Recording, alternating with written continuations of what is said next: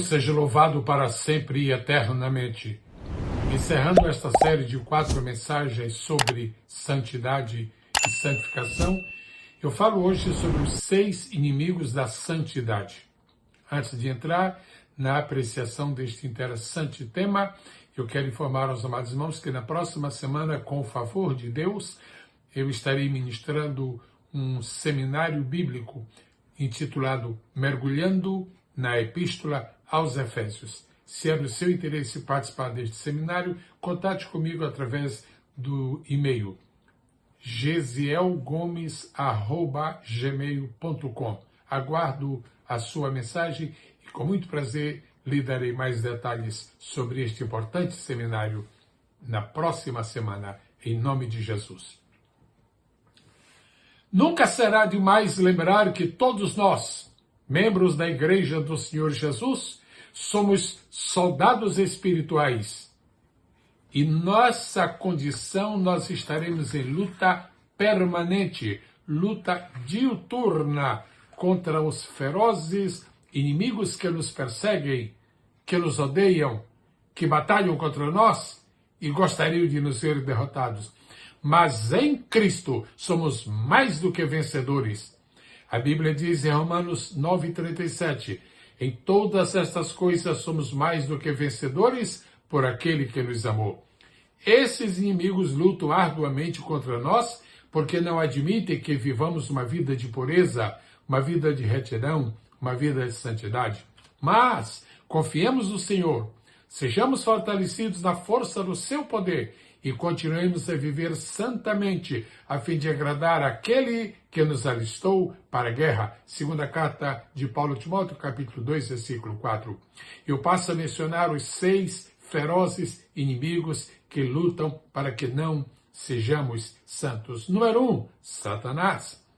Considerando que Satanás é contrário a Deus em todos os sentidos, não é de admirar que ele seja perversamente contrário à santidade, tanto de Deus, quanto da igreja, quanto de nós mesmos, de cada um de nós. Posto que a genuína santidade pertence a Deus e dele é derivada em todos os sentidos, dimensões e direções. Satanás é contrário à santidade por causa de sua natureza caída, completamente caída. E isto é fácil de provar quando nós lemos na Bíblia a respeito dos seus nomes, dos seus atributos, das suas atividades. Alguns dos quais eu passo rapidamente a mencionar. Em Apocalipse capítulo 20, verso 2, ele é chamado de dragão, a velha serpente, o diabo e Satanás. Em um versículo, 4 títulos, 4 identidades de Satanás: dragão, velha serpente, diabo e Satanás. Ele também é chamado de Belzebu, de tentador, de pai da mentira, de príncipe deste mundo, príncipe das potestades do ar, acusador, homicida, etc. Todas estas identidades são claras provas de que ele é totalmente oposto ao Deus Santo, ao Deus puro, que criou os céus e é pai daqueles que creem em Jesus Cristo, seu Filho, e o recebem como genuíno Salvador. Satanás não tem parte com os santos e os santos não têm parte com Satanás. Segundo inimigo, os demônios. Tendo em vista eles serem todos agentes e servos de Satanás, os demônios são muito naturalmente e muito absolutamente avessos a qualquer forma de santidade. Os demônios são agentes do mal, tratam de diferentes formas de perverter a mente e os caminhos dos servos e das servas de Deus e têm a incumbência de afastar os crentes do caminho da retidão e arrastá-los ao inferno, se possível, inferno criado para o seu chefe e para eles também. Mateus 25 e 41. Em todos os casos de pessoas debaixo de opressão dos demônios, citados no Novo Testamento, podemos observar sem nenhuma dificuldade que havia um desejo escondido, um desejo subjacente de impedir que tais pessoas alcançassem o direito de viver uma vida reta, uma vida santa, uma vida que realmente fosse agradável a Deus. Isso aconteceu com o jovem lunático, Mateus 17, 14 a 18. Isso aconteceu com Maria Madalena, Marcos 16, 19. Com o homem de Gadara, Lucas 8, 26 a 33. Terceiro grande inimigo da santidade do crente: mundo. Existem várias acepções da palavra mundo nas Escrituras. As três principais são: número 1, mundo cósmico. Número 2, mundo humano. Número 3, mundo espiritual. O mundo cósmico ou natural também é chamado de natureza. O mundo humano é chamado de humanidade. E o mundo espiritual é a forma de vida contrária a Deus e administrada, monitorada, gerida por Satanás. Amados em Cristo, jamais esqueçamos o fato de que Cristo amou a igreja e a si mesmo se entregou por ela para a santificar, purificando-a com a lavagem da água pela palavra, para apresentá-la a si mesmo, igreja gloriosa, sem mácula, nem ruga, nem coisa semelhante, mas santa e irrepreensível. Esta obra santificadora é impossível ser executada em qualquer pessoa que continua a viver os costumes e as práticas do mundo, desse mundo que nós não devemos nem amar, como ensinou o apóstolo João no 2º capítulo de sua primeira epístola. A santidade da igreja não se refere apenas à sua liturgia, mas principalmente ao rompimento de relações com o mundo que jaz no maligno. A igreja fiel sempre viverá sob pressão para se conformar ao mundo, em seu pensamento, em seu estilo de vida, etc. Romanos 8, 1 e 2. Mas nós venceremos em nome de Jesus. O próximo inimigo, que é o quarto, é a natureza carnal do velho homem. A introdução do pecado no mundo deformou por completo a personalidade do ser humano a partir de Adão e Eva, os primeiros humanos que pecaram. O apóstolo Paulo declarou, que deles o pecado passou, foi transmitido a todos os demais homens. Romanos capítulo 5. Existem várias designações que identificam essa natureza pecaminosa herdada do pecado de Adão. Uma delas é carne. Em dezenas de versículos da Bíblia, carne significa a inclinação para o pecado, a amizade ao pecado, o prazer de pecar e, naturalmente, a aversão à santidade.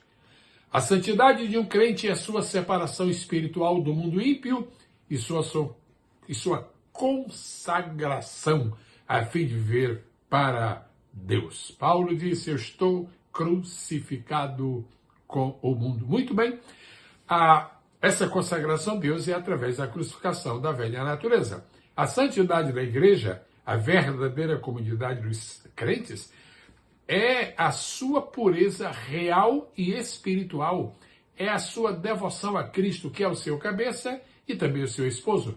Efésios 5, 24. Isto tudo feito em amor. Nada de legalismo. É espontâneo. É por amor. É o desejo de parecer com Cristo. É o desejo de agradar ao Pai Eterno. É o desejo de ser vitorioso. A quinta classe de inimigos da santidade são os falsos crentes. Verdadeiramente, quão bom seria se não houvesse falsos crentes? Mas é indiscutível que essa classe sempre existiu aqui na Terra. Graças a Deus, nenhum dessa torpe família habitará o céu. Como santidade significa afastamento do pecado e aproximação de Deus, não é possível encontrar evidência de santificação na vida e nos atos dos falsos crentes. É absolutamente impossível. Além de não serem santos, ainda obstruem o caminho dos santos. Fuja dos crentes falsos e mantenha-se um crente verdadeiro. E por último, eu menciono os crentes fariseus. Crentes fariseus.